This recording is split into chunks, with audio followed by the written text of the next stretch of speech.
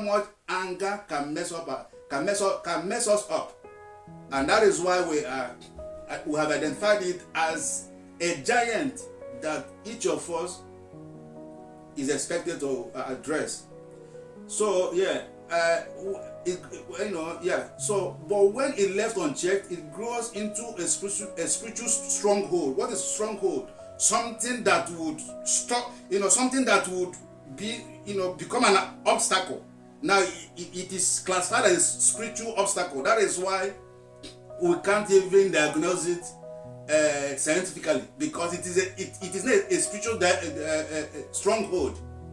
Now, sparking all manner of confusion around our systems, mesmerizing us from different angles, and we continue degenerating as far as we continue keeping the anger around us. So, impacting our peace. It doesn't stop inflicting us with sicknesses. It also affects our peace, our relationships, and even our destiny. So now, according to John 10:10 says, the enemy has no other business than to kill, steal, and destroy. For me, anger is one of the tools, very easy tool, that the enemy utilizes to kill, steal, and destroy. Because that is why you see people, some families, going down the drain because one party has refused to let go, or two parties have refused to let go. They are all claiming rights, and the anger is brewing, and the anger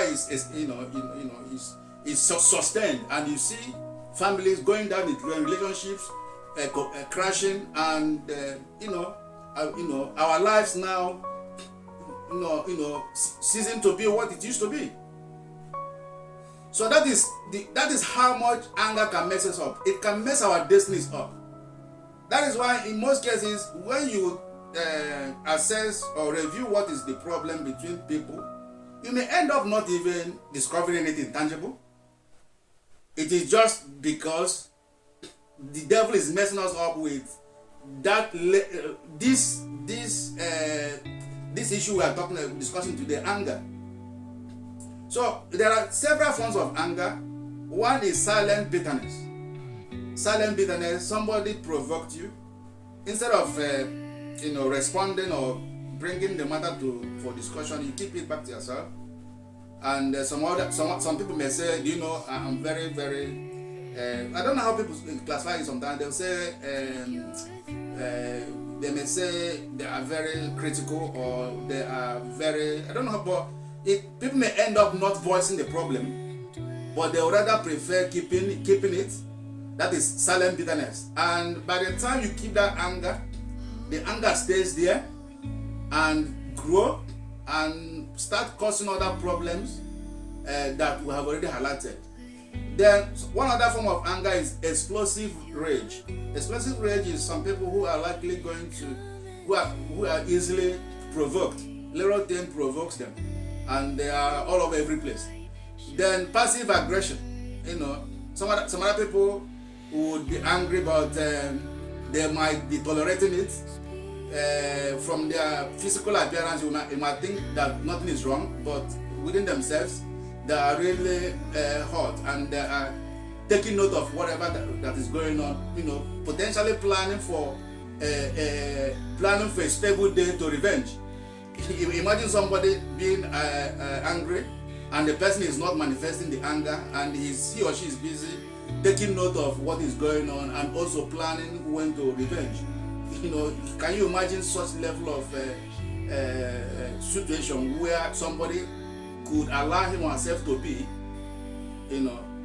keeping himself still, or in most cases putting themselves in a reverse gear and messing their future up as well as their destinies. Then the last one here is self-hate. I have already highlighted that. Self-hate is when we are angry against ourselves. Maybe you have performed poorly, or maybe your past life is not something you are very proud of. The idea is just to forgive yourself. Claim the righteousness that Jesus Christ has brought for us through his death and resurrection. And continue marching on. So having highlighted all these types of anger, I don't know the one that you are handling today. I don't know the one that is actually working against you. Whatever it is, any type, it could be a combination of those. But the idea is that before the end of this session, you are supposed to reflect, make a very serious decision on how to let go anger, how to sweep away anger. I'm not saying that you are going to be stupid at the end of the day, or start relating to people that they're not supposed to be relating with. But the thing is that I might not be a friend, but I will not have anything against you. That is the position here. When on daily basis, I make every effort to clean myself up. Whatever thing it is, clean myself up. Make sure that there's no form of anger holding me back. It is a way of making sure that I am ready to take up any opportunities that the Lord is bringing towards me. So it can't function efficiently while you are harboring these examples of anger that we have highlighted. That is why it is very important we clean our system on daily basis, on minute, hourly basis, to ensure that we don't harbor any form of these angers, to enable us continue functioning very well and continue dismantling our giants and moving to our next levels. So now, how do we handle some of these giants, some of the angers we have highlighted? How to dismantle the giant anger? The one is that you need to acknowledge it. You do not just deny it. I'm not angry. No. If you are angry, just acknowledge it. Oh, yes, I'm angry now. What's the matter? What's the matter? You need to identify the source of your, you need to identify that you are angry. Then trace the root of the anger.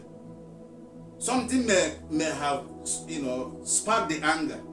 You trace the root of the anger. Ask what's feeding this anger. Is it pride? Sometimes we can be, sometimes we may be the source of the anger because we are proud. We are easily provoked. So if you are easily provoked, that could be linked to being proud.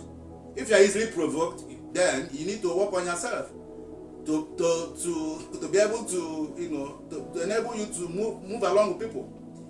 So you acknowledge it. That is the first. Then you trace the root. The root could be trace the root. The pride. It could be somebody hurts you. Derive joy in hurting you. It could be injustice. There are several factors that could spark anger. But when you acknowledge it, you trace the root. Then you respond, not to react. When you have identified the root, you respond. If it is something that you are supposed to call attention of somebody, you call the attention of the person, possibly to address that matter. If you are in position to do that, then if you are in the position to let go the matter without even involving the person, now that you have identified the problem, you let go the matter without even involving the person. Then if it is anger against yourself, you forgive yourself instantly. Let go your previous mistakes. Let go your previous lifestyle that you are not very proud of. Accept the gift of Jesus Christ, the righteousness of Jesus Christ. Begin afresh. Treat yourself as a new person. Let go your previous whatever that you are not very proud of.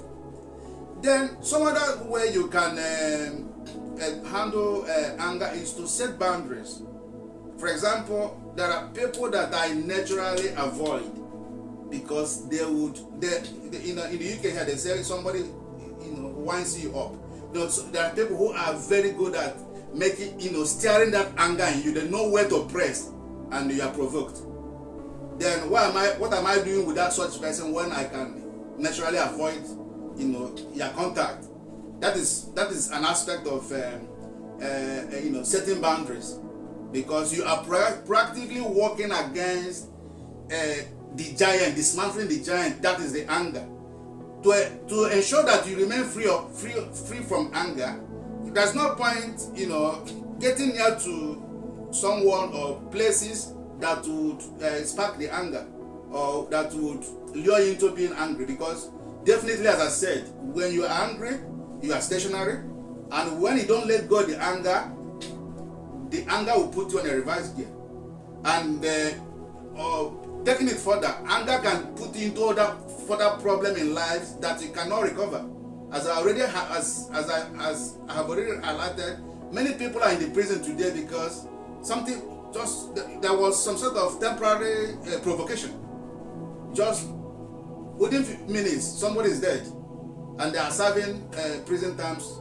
Some people are dead, and some relationships have collapsed because of the subject matter we are treating today, anger. Then one other way you can handle anger is you take the matter to God. Father, I've done my best. I don't know what is going on here. I don't know why I continue to be angry about certain things. I don't know why I have received this level of injustice as the source of the anger. And you have managed to address that injustice. The injustice is still there. How long are you going to get on with the anger when the injustice is still there? In most cases, it could be a family problem that the matter is constantly there. Would you continue your life being angry? Would you now take the route of revenging? Revenging now could lead you into other forms of problem that you may not likely going to recover from on a very short time. Then what do you do when you find yourself in this situation? You take the matter to God. You take the matter to God and nail it there. When you take the matter to God and nail it there, you forget it.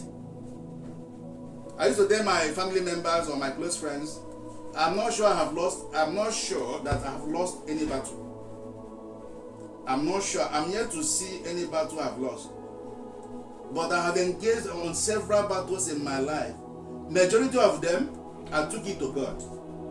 I said, Father, I don't know what is going on here, but I can't even imagine myself spending my time on this matter because I don't know what's going on. I am handing you over this matter. Treat it yourself. In most cases, I make some declaration. This thing that I have done now, that there is misinterpretation about it, please let me be treated the way I have treated this person. For example, if somebody feels that I have treated him or her unjustly, and the person is angry, I've tried to explain, and the person continues to nail it. I said, okay, that's fine. I will take the matter to God and say, Father, please look at this matter. From my own point of view, I didn't see anything wrong I did, and I am being misinterpreted. Please treat me the way I have treated this person. If I've done wrong, let me get the same coin of, let me be also be treated that way. If I've done right and it is being misinterpreted, Father, please bless me the way I've intended to bless this person. When I do this, I'll leave the matter and go my way. With this type of approach, in most cases, I remain very light and continue my journey. So that is the anger as a giant we are discussing about today. Anger, as we are trying to conclude now, will not fetch you any good. Are you angry about anything against anybody? Continue in that situation till the next 100 years. That anger will not fetch you any good. That anger will not even do any harm to the person you are angry against. That is why the Bible suggests that we handle the matter, whatever it is, vengeance, leave it to God. He knows how. He's the best. He knows how to go about it. I'm not angry. I will never be angry. We can be angry, but it will never stay more than necessary.